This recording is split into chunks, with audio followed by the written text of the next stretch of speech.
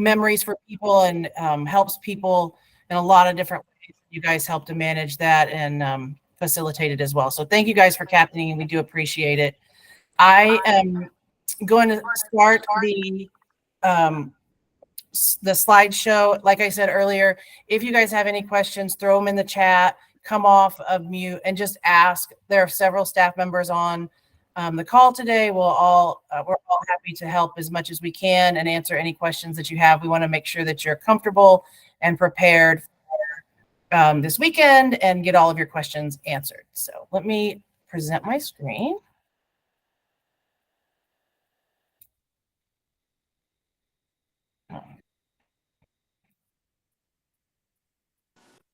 Like,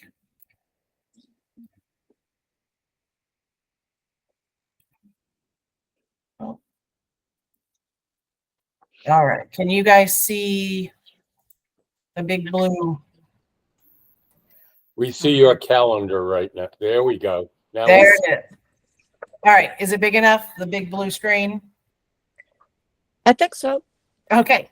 Again, this is the 2023 Adult 18 and Over District Championship. This is for all the levels in all 4 districts. We have about 185 teams and 21 clubs across the section. So this is really exciting for us. It's a lot of players and a lot of teams. So we're going to have a good time. This is the 2023 National Championship schedule for this year. You guys know the winners of each district will advance to the section championship, which is in 2 weeks now I just drew a blank, the 18th, is that the correct date, in Western Mass. So we'll get that information to our district winners. This is the the national championship schedule, and the adult 18 and over 2 5s and 5 O's are September 29th through October 1st in Tucson. The 3 5s are the same weekend in Surprise, Arizona. The 4 5s are a little bit later, October 6th through 8th in Surprise. And the 3 O's are the 13th through the 15th in Surprise. And the 4 O's through the 22nd in Surprise. You guys will have this. It's also hyperlinked in so that you can click on it anytime. So that is this year's championship calendar. So we have 4 locations this year. The Eastern Mass is the blue district, and Peter Shutter is your tournament director there. The green district is Maine, New Hampshire, Vermont, and Western Mass, and Laura Jocelyn King is your tournament director there. Red district is Rhode Island, Northern Connecticut, and Cape Cod, and Charlie Michaelman is the tournament director for those guys. White district, Southern Connecticut, and Eastern Connecticut, I'm the tournament director. So these are our email addresses. So if you need to get a hold of us, just pop up an email and we'll get back to you as soon as possible. So a few kind of basic reminders. I know a lot of you have done this before and but just kind of as reminders, for your first match of the championship, please, as a captain, check in 45 minutes prior to your start time. That way we can give you your player gifts, we can give you your lineup cards, and it still gives you time to fill out your lineup cards and kind of get settled before you might start playing. So that's prior to your first match, not the first match of the championship. So 45 minutes prior to your first match. All your other matches, please check in 30 minutes early. Make sure your players are all present and ready 30 minutes early as well. And that way, if we can get you out early, we'll get you out early so that we can keep things running on time. All players need to provide a government-issued ID prior to playing. So when we call the teams up and are about to send you guys out on a court, we'll ask for driver's license, passport, anything that you guys want to use as a government-issued ID to show us that you are who you say you are. And remember that there's no coaching of any kind. Most of our clubs have pretty good viewing and some windows. And just make sure your players know they can't signal to the windows, whether it's I need some water or how should I handle this player? Just they can't talk to you if they're on the court, they're on the court. If they need some assistance, the players can leave the racket on the court and then come up to the tournament desk and ask for whatever it happens to be, if they need extra water or snacks, or if they are having a conflict that they can't resolve. Just know there's no coaching of any kind. It will be there will be code violations called for that. The format for play is round robin, so everybody's in a round robin no matter what number of teams are in your flight. You're going to play 2 out of 3 regular sets and use a 10-point Coleman tiebreaker if you split sets. And there's no time limit. You're playing it out, playing until you're done. If you get to 6 all in one set, it's a 7-point Coleman tiebreak. We have put the Coleman tiebreak procedures in the hyperlink that has all the schedules and information. So if you have questions, you can review that. You can always, if you get stuck on a Coleman tiebreak, you can always come to the tournament desk also and ask. We're here as tournament staff and your site directors to really help and facilitate. So feel free to reach out and grab any of us anytime you need any help. You are going to switch on the odd games, even though we're playing indoors. There's no rest after game 1. And you're going to have a 10-minute warm-up that does include your serves. So as captains, your job is to sign your scorecards when all of the matches are complete. So have your players will come back. They will report scores. They will initial by their scorecards, but when all 5 lines are completed, you'll need to review those scores as well and sign it so that we can put it into Tennis Link. We want to make sure that both captains agree on the scores up front, so that if there are any issues or any conflicts, we can resolve them before the scores are entered into Tennis Link. Does anybody have any questions about the first kind of check in these things?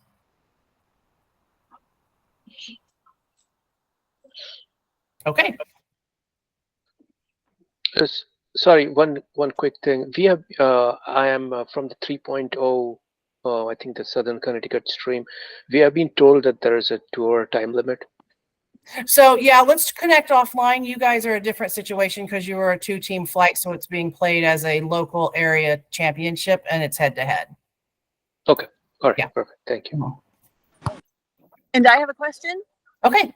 I know that we're supposed to show up, or every match you can be called out 30 minutes ahead of time, right? Yes. If there are courts available, we will get you out there as soon as possible within 30 minutes. Yes. And how about the first match of the day?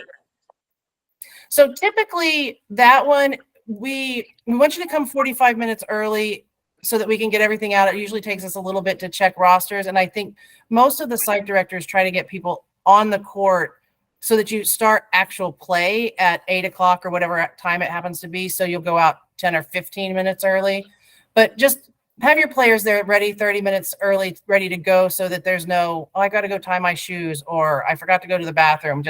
It just helps us keep things on track a little bit. Okay, thank you. Yeah. This is Janine. Can I ask a question? Sure.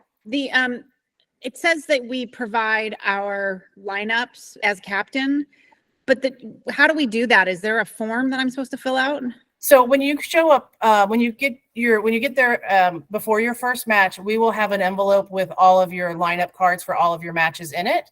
And now I remember that. Thank you. You're welcome. Yeah. So it has the times and everything. You just have to fill out who your people are. Thank you. Yeah. I have a quick question. Okay.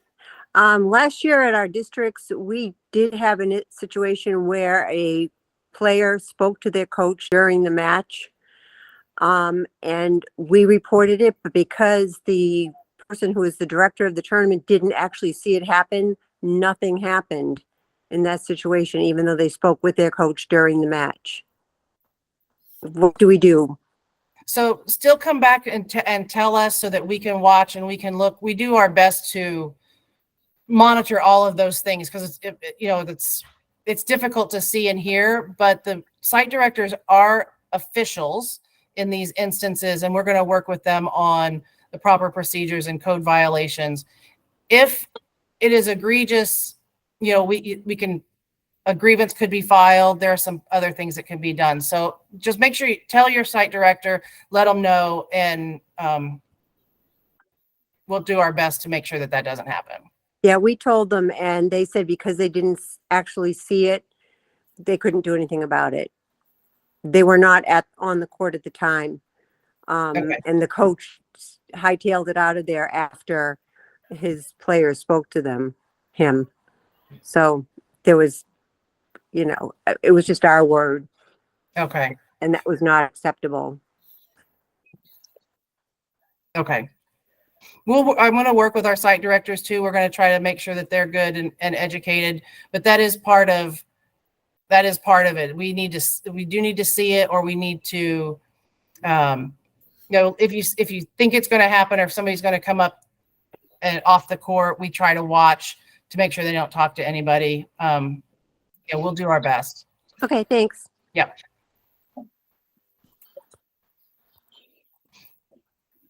Okay.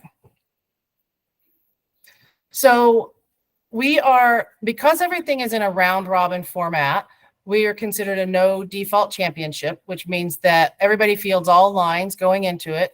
If something happens and we consider an unintended default, which if you've got you've got 8 people there and somebody hurts themselves before they're playing and you're not able to play at all, then what happens is if you default a line, that line is then defaulted throughout the round robin portion.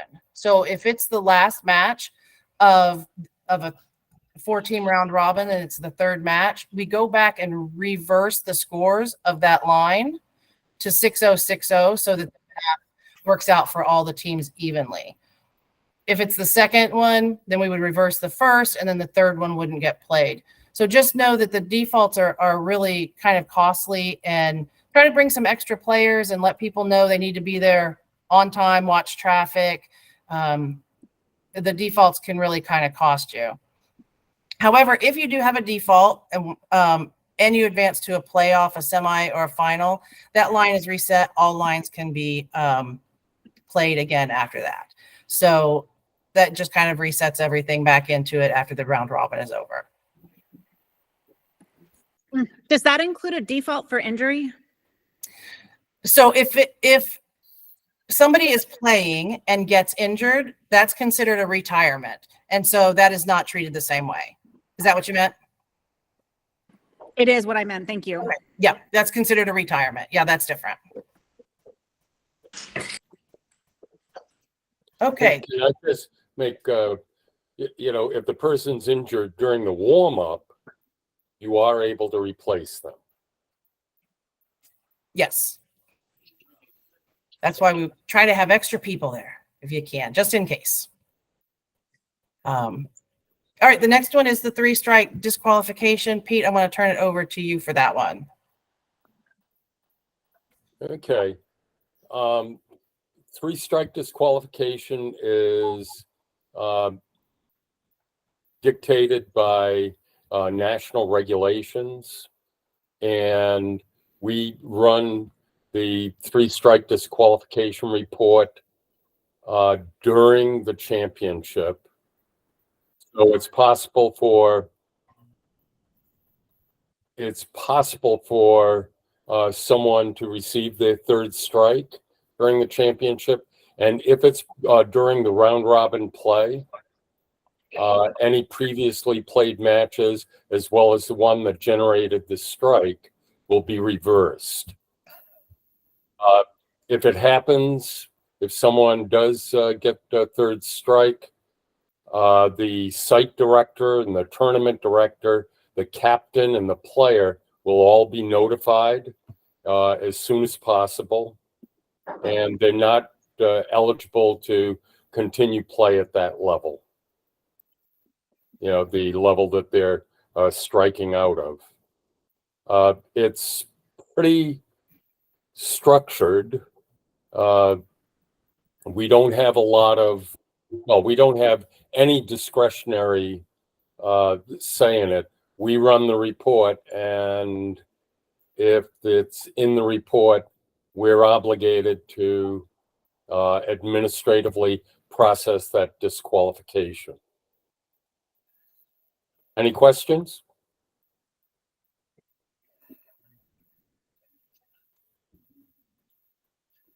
So you said you'll run this report during the matches going on? That's correct. So why can't this report be run ahead of time, and that way people know? The reason is, again, I don't know who's disqualified. I'm just curious why it's not run ahead of time, one day before the championship or on the day, so that people ahead of know that way we will have the other player there? Yeah, I'm just curious. The way the 3 strikes work, a match that someone plays during the championship could give them their 3rd strike. We have no way of knowing that ahead of time. I mean, we can tell that, that they have a strike or maybe even 2 strikes, but they could go through a whole championship and not generate a 3rd strike. So anyone who received 3 strikes before the championship are not eligible, and they've already been notified. As far as what causes a strike, at the national level, they've determined when a dynamic is run, if that dynamic says the level of play was into the next level by a substantial amount, Okay, defined at the national level, that becomes a strike. understood. Can I ask, Thank you. sorry, just to clarify, the strikes, if is somebody supposed to be getting a notification on the 1st strike, 2nd strike, and the 3rd strike, or it could just go directly into the 3rd? Goes directly to the 3rd. Nobody is notified on strikes 1 and 2. Okay. How common is for players to be disqualified? It's just hard to follow how those strikes work. Sorry. I would say that it is relatively infrequent. I would say the overwhelming majority of players and the captains who manage those players have teams that are playing within the allowable levels. The number of DQs during the section over the period of a year, including championships, is typically under 25.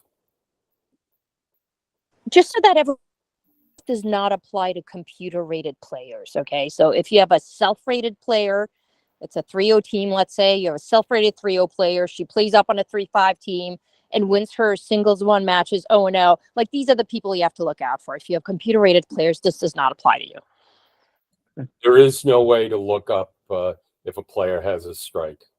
It's not in the public domain. Okay, thank you.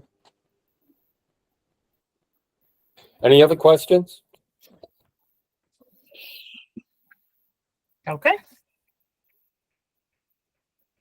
Okay, so now we're moving into much less structured, much bigger gray area.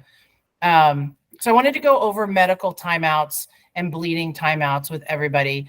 Now, in friend at court, the medical timeouts and bleeding timeouts really are written for events that have officials and athletic trainers at the same time. So I'm asking you guys to be human in some of these cases and give a little flexibility. Technically, the medical timeout consists of an evaluation time.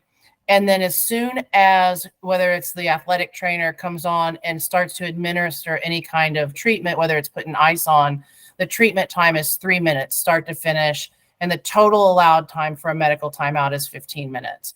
Sometimes if somebody gets hurt on your court, you can leave your racket on the court, come up to the tournament desk, we'll grab ice or come out and help.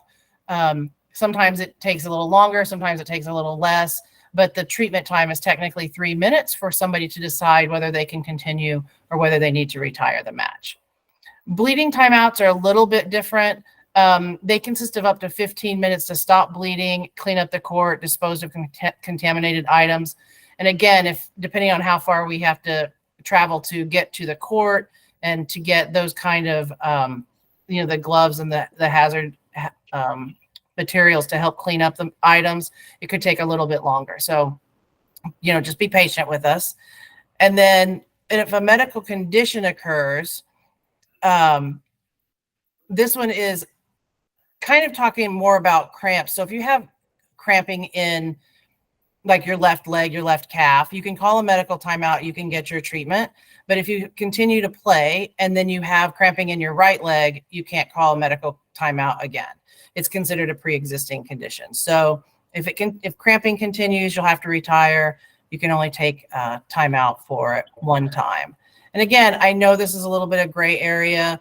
Rely on your tournament desk and your site directors for guidance and for help with this. And let us know if you need any help. So does anybody have any questions about medical timeouts? Okay. The national suspension point system is something that National started. Sorry, Christy, I did have one question. Yeah, go ahead. Is there a trainer at every site, even for the 2 team flights? There are not trainers at any sites, and the site directors are considered officials. We have no trainers. No trainers. Yeah. So my question is, I'm medically trained. Am I allowed to be a trainer as a captain? We can't officially designate you as a trainer, but if something happens and you want to help the tournament desk, we always like that. For those of us that are not medical people. Okay. Yeah. I'll let them know when I arrive then. Okay, thanks. Yep. We're all going to have great sportsmanship this year, and nobody's going to get any code violations. So this slide means nothing. National put in a suspension point system that now carries points nationally if something happens. So for instance, you break your racket on the court, site director sees it and code violates you, you'll get between 1 and 5 suspension points automatically. It goes on your account and it is national. So when you get to 10, you're suspended for 3 months. And if you go to Florida, you can't play. If you go to New York, you can't play. You're suspended nationally. So during the championship, the site directors act as officials and can automatically do code violations and suspension points. Grievance. Say, what was the question? Okay.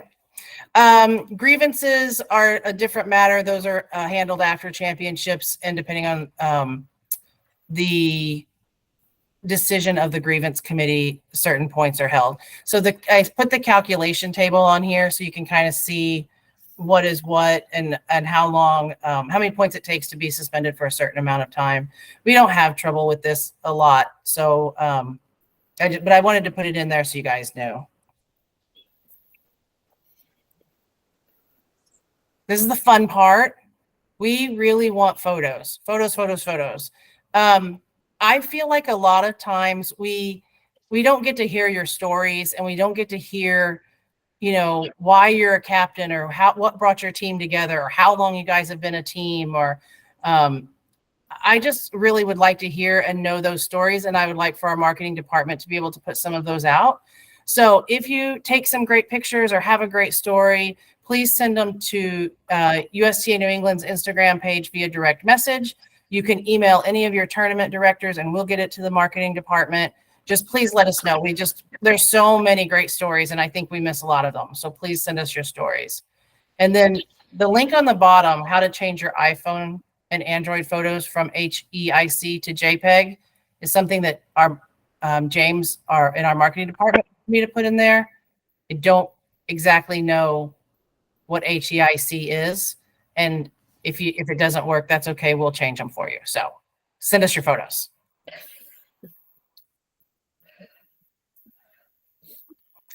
Couple of frequently asked questions. No courts are available for practice before or during the championship. If you'd like to practice, you'll need to find courts at other facilities or in public parks.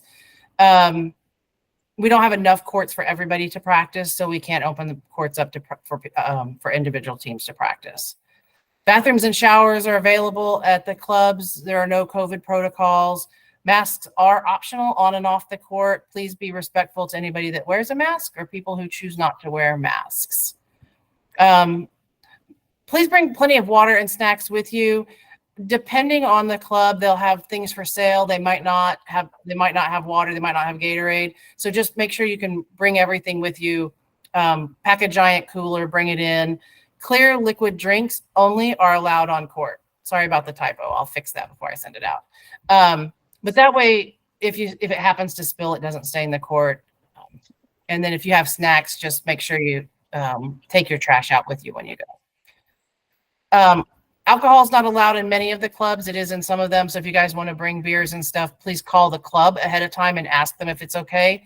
If they have a liquor license, you typically cannot bring alcohol into their clubs. So please be respectful of their decisions, but you can call the club ahead of time. So does anybody have any other questions about anything?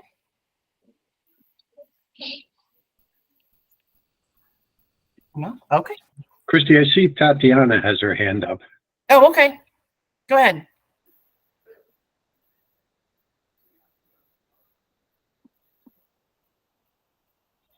You're on mute. You need to turn your microphone on.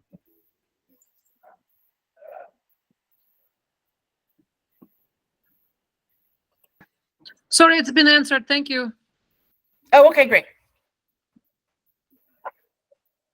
All right. And lastly, a few important links. We do have a captain's Facebook page. Please join it. We try to put fun stories on there and keep everybody updated as much as possible.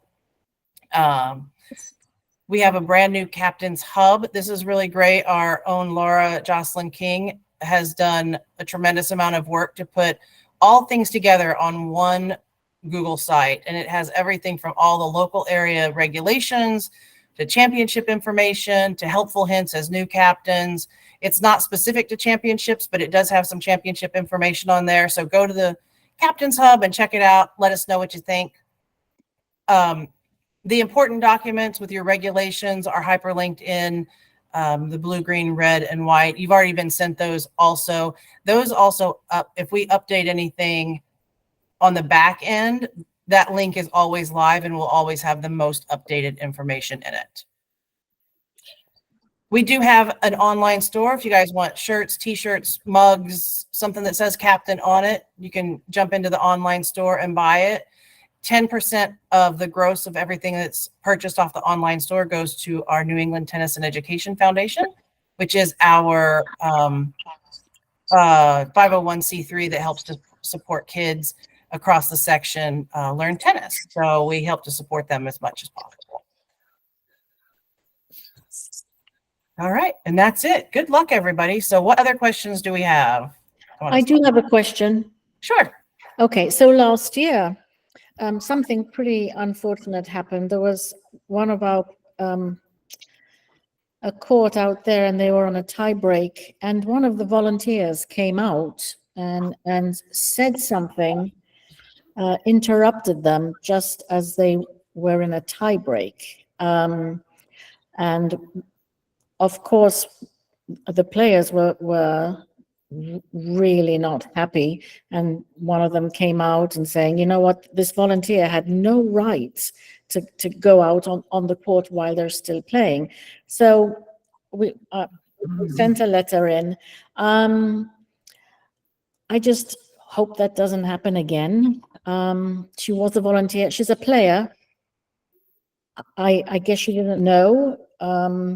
She didn't know this, but just want to make sure that all the volunteers are well prepared for anything that might happen. I mean, this is not, it shouldn't happen. Yeah, we've met and we've done a site director training, and we will work with our volunteers and do our best to make sure that they're educated on everything as well. So yeah, thanks for bringing that to our attention. Thank you. Go ahead. Christy, there are times when we do have to go out on the court, and that's to issue a warning.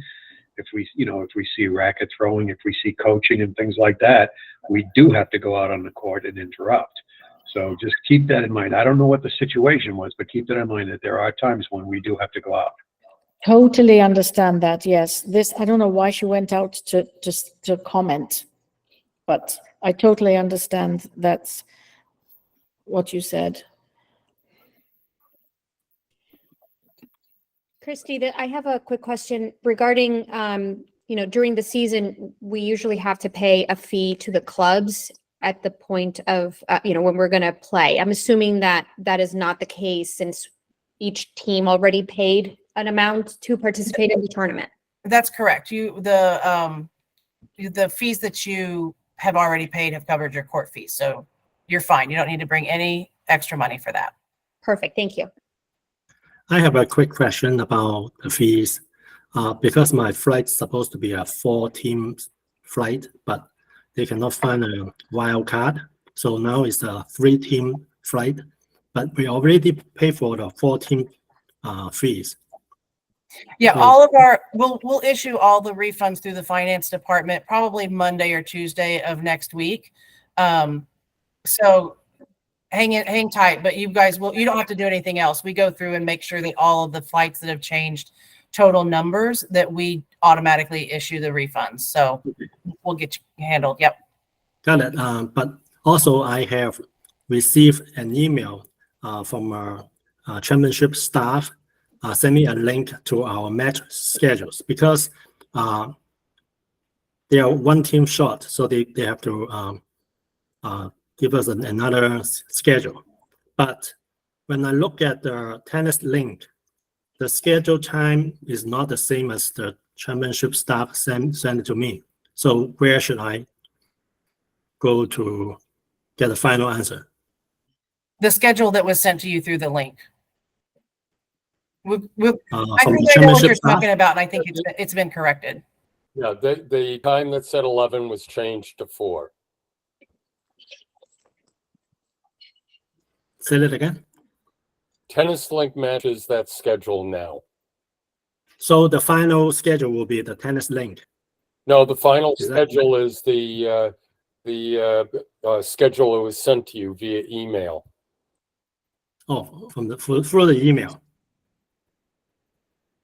Okay, I will double check. I have a Thank you. question. I have Okay. a question. So, my team, 3-0 team is going to Nashua, and I checked their club website, and it says that they have both indoor and outdoor courts. So I thought we might be playing outside, but in the beginning, I thought you said that this is championships are going to be indoor. Are you sure, or are we gonna? Everything is indoors. Yep, everything is indoors. Okay, great. Yep. Thank you. I think Jessica had her hand up too. You're on mute, Jessica.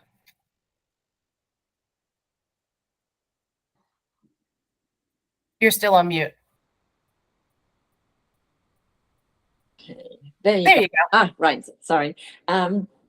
Yes, I was reading that, you get there at least 30 minutes before. And is it true that you call usually singles 1, if a court comes, then singles 2, then doubles 1, doubles 2, doubles 3? Does it usually go in that order? Like if I have my whole team ready, would that Yes. be the order?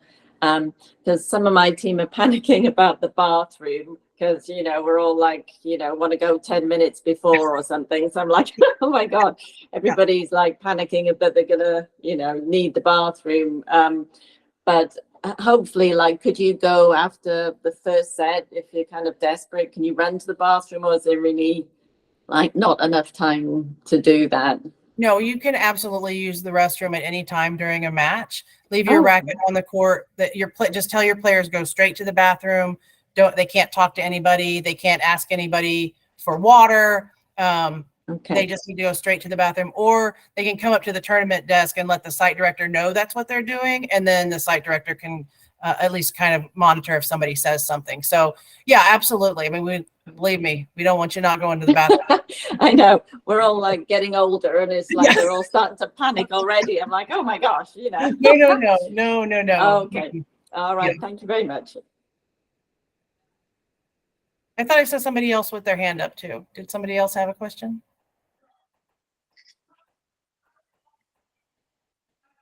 Okay. Well, I'm going to let you guys go then. Thanks for jumping on. I'm going to, Christy, there are two quick questions. I'm sorry that they're in the chat. Yes.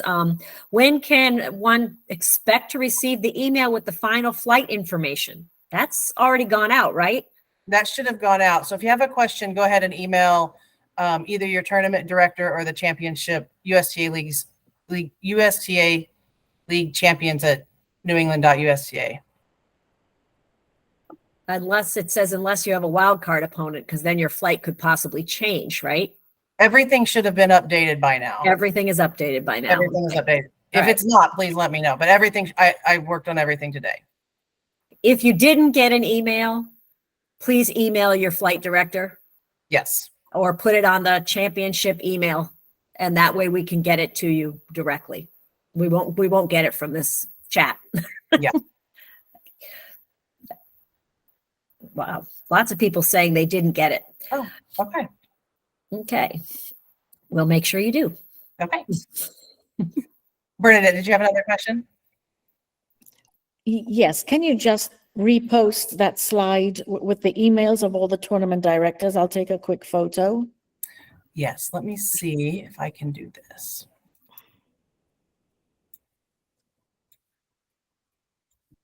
Okay.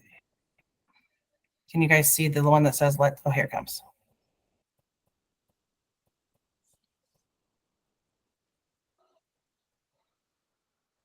Okay. There you go. You're the best. Thank you. I love that. Thanks.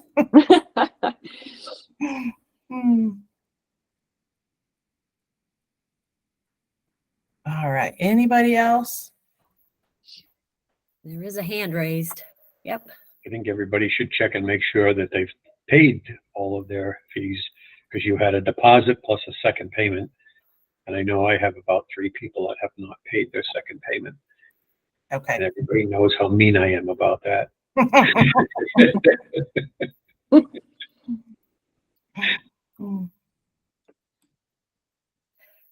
Guys, if you have questions, just unmute. Naboko.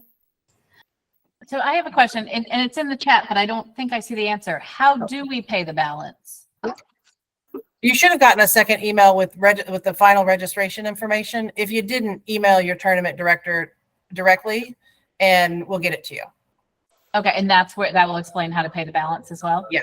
Okay, great. Thank you very much. Yeah. So I promise we my won't let question, Charlie be mean.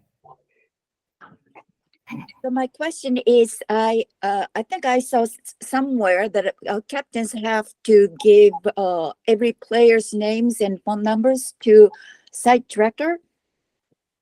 No, we don't need every player's name, but when you fill out your lineup card, you'll write their first and last name as it is on Tennis Link. So if their name, like my name's Christina in Tennis Link, so you would write Christina and not Christy or Chris. Okay. If you have somebody that's going to step in for you as an acting captain, please let your site director know their name and phone number. Make sure you check your phone number with them as well if we have to get a hold of you. So really, it's just captains and acting captains that we need contact information for. Yeah. Okay, great. Thank you. Christy, can I ask a flight-specific question, or should I take that offline? Yeah, let's take it offline, Jerry. Yeah. Okay. Yeah, one more question for me. I'm not sure what teams have been asking about the balance owed. I didn't get anything about, if I should, if there is any balance owed on me or my team. Okay. So if you'll just email either the championship email or your tournament director, we'll get that to you. There is a comment in here, just so everybody, if you haven't received your emails, Jen Ort just made a comment of hers were in her junk mail because they are BCC'd to all the captains. So that's a very large email, and very often emails will just go right to your junk. So check your spam, check your junk folders, and you may find the championship email. It could be right in there. Yeah. No, I actually, so I'm from the Southern Connecticut, so it's probably just 2 of us, me and probably another. Yeah. So I got the first email saying, hey, it's in, one place. So, but I didn't get anything about the payment. So I'll probably email Christy, I guess. Yeah, email Christy. Yep. Okay. All right. Thank you.